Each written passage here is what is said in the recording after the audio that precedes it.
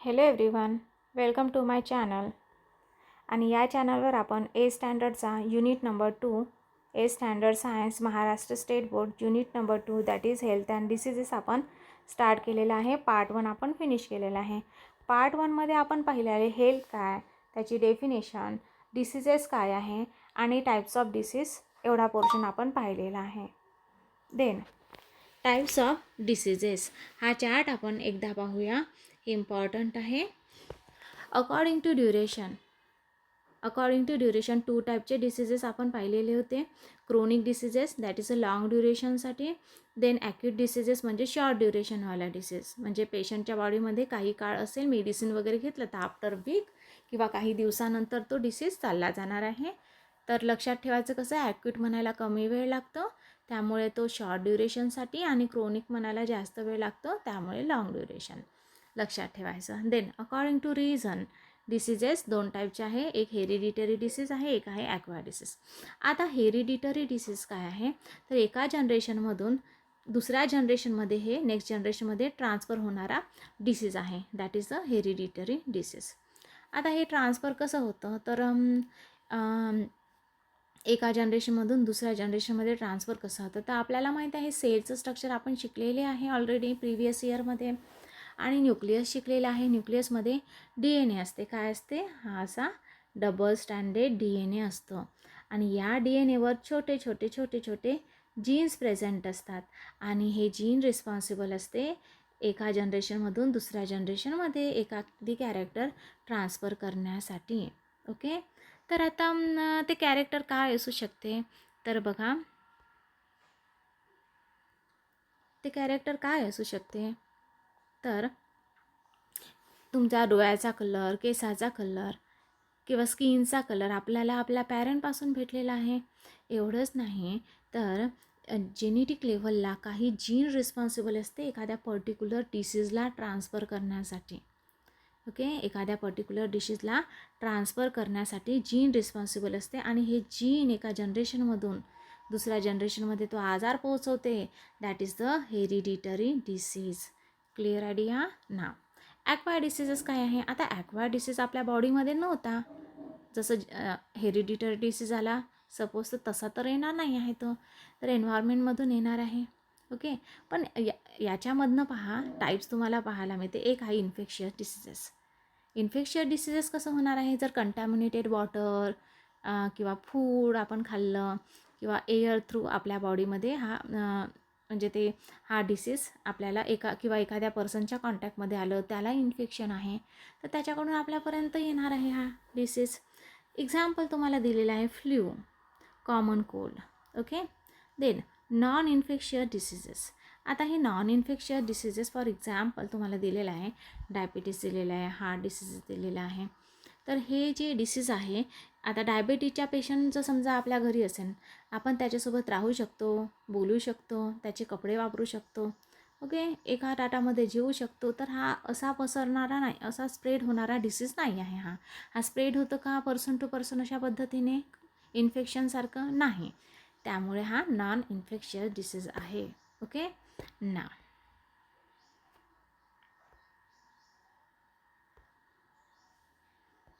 Then next पहा, आता तुम्हाला डेफिनेशन दिलेली आहे आणि ही एक्झाममध्ये विचारल्या जाते. इन्फेक्शियस डिसीजची definition, diseases spread through contaminated म्हणजे दूषित काय, हवा, पाणी, अन्न. ओके, आणि व्हेक्टर्स म्हणजे काय, वाहक. जसं वाहन कसं एका जागेवरून आपल्याला दुसऱ्या जागेवर घेऊन जातं, एका गावावरून दुसऱ्या गावाला पण घेऊन जातं, तसंच एखाद्या पर्सनकडून डिसीज जर दुसऱ्या पर्सनकडे येत आहे, फॉर एक्झाम्पल एखादी इन्सेक्ट त्याला रिस्पॉन्सिबल आहे, सपोज मॉस्किटो त्याला रिस्पॉन्सिबल आहे किंवा अदर ॲनिमल रिस्पॉन्सिबल आहे, तर ते डिसीज म्हणजे कोणता डिसीज आहे, इन्फेक्शियस डिसीजेस आहे. तर बघा ट्युबरक्युलोसिस, काही एक्झाम्पल तुम्हाला बघायला मिळणार आहे या चार्टमध्ये. सोबतच कोणता पॅथोजन रिस्पॉन्सिबल आहे त्याला ते पाहायला मिळणार आहे. Then mode of infection, then disease झाल्यावर काय सिम्पटम्स आहे त्याचे ते, आणि त्याची प्रिव्हेन्शन काय आहे आणि काय ट्रीटमेंट द्यावी लागते पेशंटला. अशा पद्धतीने आपण हा चार्ट पाहणार आहे. तर पहिला तुम्हाला दिसते आहे ट्युबरक्युलोसिस. कसा होतो तर मग बघा, मायकोबॅक्टेरियम ट्युबेर्क्युली या पॅथोजनमुळे होत असतो. मोड ऑफ इन्फेक्शन काय आहे? Spitting by patient through air. Okay, जर समजा एखादी पेशंट आहे, तो त्यांनी समजा स्पीटिंग केली, त्याच्या थुंकीमधनं जे काही जंतू एअरमुळे दुसऱ्या चांगल्या व्यक्तीकडे गेले तर त्याला TB होण्याचा चान्स आहे. किंवा TBच्या पेशंटसोबत तुम्ही राहिले, त्यांच्या कॉन्टॅक्टमध्ये आले किंवा काही मटेरियल शेअर केले, त्याच्या वस्तू काही तुम्ही वापरल्या तर TB होण्याचा धोका आहे. इतकं क्लिअर झालं. देन काय सिम्पटम्स आहे मग?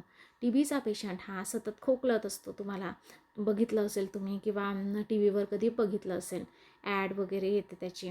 तर हे क्रोनिक कफ त्याला असतं. देन जे स्पीटिंग आहे त्याच्यामधलं ब्लड बाहेर निघतं आणि बॉडी त्याची खूप वीक होऊन जाते. दॅट इज इमॅशिएशन म्हणजे त्याची बॉडी खूप वीक होणं आणि त्याला श्वास घ्यायला डिफिकल्टी जातं.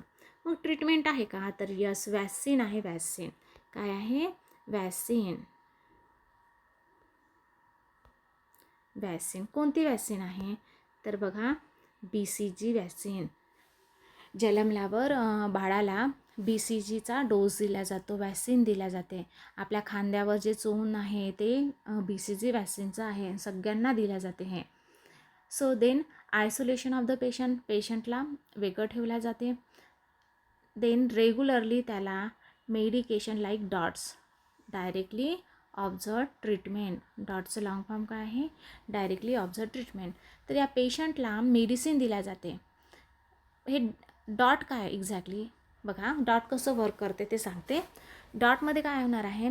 पेशंटला मेडिसिन दिल्या जाणार आहे, पण ते डॉक्टरांच्या पुढे त्याला घ्यावी लागणार आहे. एवढंच नाही तर आशा वर्कर देखील पेशंटसाठी ठेवल्या जाते. म्हणजे ती आशा वर्कर देणार आहे मेडिसिन तिच्या पुढे किंवा डॉक्टरांच्या पुढे पेशंटला ती मेडिसिन घ्यावी लागते. याने हे चेक केलं जाते की जो पेशंट आहे तो प्रॉपरली मेडिसिन घेत आहे की नाही. कारण हे डॉट जे आहे, हे जे मेडिसिन आहे आणि त्याचं रेग्युलरली मेडिसिन घेणं खूप इम्पॉर्टंट आहे. हे TB चे जंतू कमी करण्यासाठी. जसं जसं TBचे जंतू त्या पेशंटच्या बॉडीमधून कमी होणार तसंच तो अदर लोकांसोबत बोलू शकेल, थोडंफार मिक्सअप होऊ शकेल. ओके, त्यामुळे हे डॉटची ट्रीटमेंट TBसाठी लक्षात ठेवायची. ते हिपॅटायटिस. नेक्स्ट काय आहे? हिपॅटायटिसला जॉन्डिस म्हणतात आणि हे म्हणजे हे बरेच जणांना झालेलं असणार आहे. कावीळ काय आहे? हा आपला कावीळ आहे. ओके, नाव हिपॅटायटिस व्हायरस ABCDE. आता हिपॅटायटिस होतो कसा? तर पॅथोजन काय आहे? व्हायरस आहे हिपॅटायटिसचा ABCDE. देन कसा होतो? कंटॅमिनेटेड वॉटर, दूषित पाणी, sharing of the needles. Okay, sharing of the needles and blood transfusion लक्षात ठेवायचं. सिम्पटम्स काय आहे मग? निडल वगैरे शेअर केला तर होणार आहे, कंटॅमिनेटेड वॉटर आहे, ब्लड ट्रान्सफ्युजन हे लक्षात ठेवायचं. मोड ऑफ इन्फेक्शन. सिम्पटम्स काय? तर ॲनोरेक्सिया. ओके, ॲनोरेक्सिया म्हणजे काय? पेशंटला भूक लागत नाही, भूक न लागणे. आणि जॉन्डिसला आपण कावीळ म्हणतो. तर बघा, नखं वगैरे पिवळे येतात. Okay, urine yellow, generally weakness येणार आहे कारण भूक लागत नाही आहे त्याला, तो जेवणार नाही तर त्याला वीकनेस येणार आहे.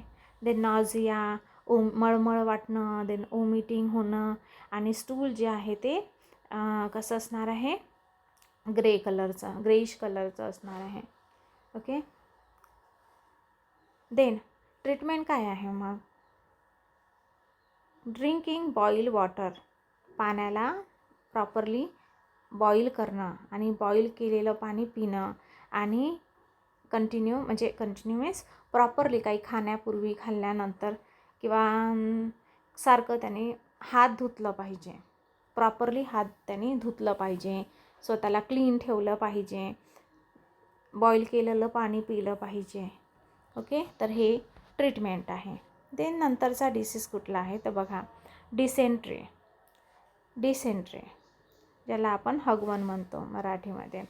देन पॅथोजन्स पहा, बॅक्टेरियामुळे होतो, हा व्हायरसमुळे होतं, आणि एक नाव लक्षात ठेवायचं, एंटामोeba हिस्टोलिटिका आणि शिगेला बॅसिली. कसं लक्षात ठेवणार आहे? Bacteria, virus, Shigella bacilli and Entamoeba histolytica. Contaminated food and the water कसा होतो? कंटॅमिनेटेड फूड आणि वॉटर, जर आपण दूषित पाणी आणि अन्न खाल्लं तर होणार आहे. सिम्पटम्स काय आहे बघा, वॉटरी स्टूल असणार आहे, लॅट्रिन जे आहे ते पातळ येणार आहे, आणि ॲबडॉमेनमध्ये पेन होणार आहे. देन ट्रीटमेंटमध्ये काय आहे? Boil water. आता कंटॅमिनेटेड फूड अँड वॉटर दिसलं तर समजून जायचं पाण्याला जर गरम केलं तर होईल नाही, आपण एक ट्रिक लावायची, बरोबर आहे. Boil water, drinking boil water. Then proper storage of the food, जे फूड आहे ते उघडं वागडं न खाता त्याच्यावर माशी वगैरे असं बसलेलं, इन्सेक्ट बसलेलं असं न खाता त्याला काय केलं पाहिजे मग आपण त्या फूडला? तसं तर आपण तसं खाल्लं तर काय होणार, किंवा चुकीने खाण्यात आलं तर काय होणार आहे? डिसेंट्री होणार आहे. तर त्या फूडला प्रॉपर आपण स्टोअर केलं पाहिजे. Okay. Then ORS. Okay, dysentery लागली तर तुम्हाला माहीत आहे oral rehydration salt, that is ORS. ORS दिल्या जाते. आता हे एक्झॅक्टली काय आहे बघा, हे डिसेंट्रीमध्ये काय होणार आहे, जे काही वॉटर आहे, मिनरल्स आहे, आपल्या बॉडीमधले विटॅमिन्स आहे, यांचा लॉस होणार आहे. ओके, ते बॉडीमधनं चाललं जाणार आहे, तर बॉडी पूर्णपणे अशी वीक होऊन जाणार आहे. क्लिअर.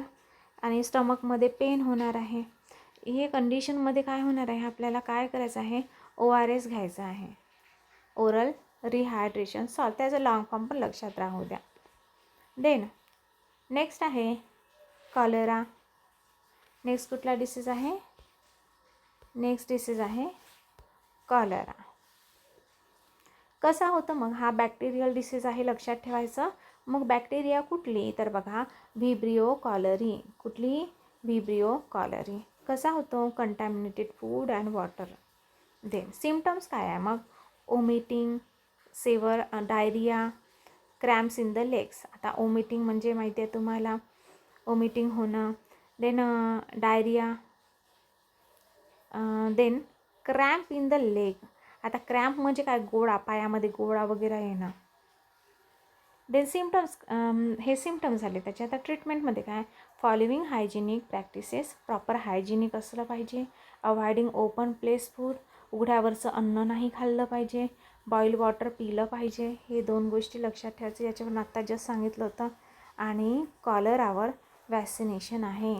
ओके, कॉलरा झाला तर वॅक्सिनेशन केलं पाहिजे, वॅक्सिन घेतली पाहिजे. Is it clear? Then next typhoid. हा लास्ट आपला इन्फेक्शियस डिसीज आहे. Okay, typhoid. आता टायफॉईड कशामुळे होतं? टायफॉईडसुद्धा बॅक्टेरियामुळे होतो. टायफॉईड कशामुळे होतं? बॅक्टेरियामध्ये. कोणती? Salmonella typhi. आता टायफॉईड आणि टायफी लक्षात ठेवायचं. ओके, कोणती बॅक्टेरिया? टायफी. पण कोणतं? Salmonella typhi. Mode of infection काय आहे पहा? Contaminated food and water. Then काय कंडिशन आहे, काय सिम्पटम्स आहे बघा? ॲनॉरेक्सिया. ॲनॉरेक्सिया मी आत्ताच सांगितलं होतं, म्हणजे भूक लागत नाही पेशंटला, भूक न लागणे, डोकं दुखणे. देन ॲबडॉमिनल रॅशेस उमटणं, डिसेंट्री हगवण लागणं, आणि टेम्परेचर त्याचं बघा 104 डिग्री फॅरेनहाइट एवढं ताप चढणं. टायफॉईडमध्ये ताप येतो ना, आणि ताप जो आहे जनरली पटकन उतरत नाही. ओके, 104 डिग्री फॅरेनहाइट एवढा ताप असणार आहे. भूक लागणार नाही पेशंटला, डोकं दुखणार आहे, टायफॉईडमध्ये डोकं दुखतं. देन ॲबडॉमिनवर रॅशेस येते, dysentery. Then drinking clean water.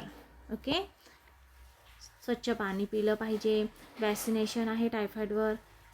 Then vaccination, proper disposal of the sewage. जे सांडपाणी आहे त्याचं डिस्पोजल प्रॉपरली झालं पाहिजे. बहुतांश वेळा काय होत असते, चांगलं जे पाणी आहे, चांगल्या पाण्यामध्ये सांडपाणी जाऊन मिक्स होते. मग ते वॉटर कसं कंटॅमिनेटेड वॉटर बनते, दूषित पाणी झालं. ते दूषित पाणी बनते चांगलं पाणी, कारण जे आहे घरातलं सांडपाणी नाल्यामध्ये जाते. ओके, नाल्या थ्रू रिव्हरच्या जवळ जाते, रिव्हरकडे जातं, तर पाणी हे घाण बनतं, पिण्यासाठी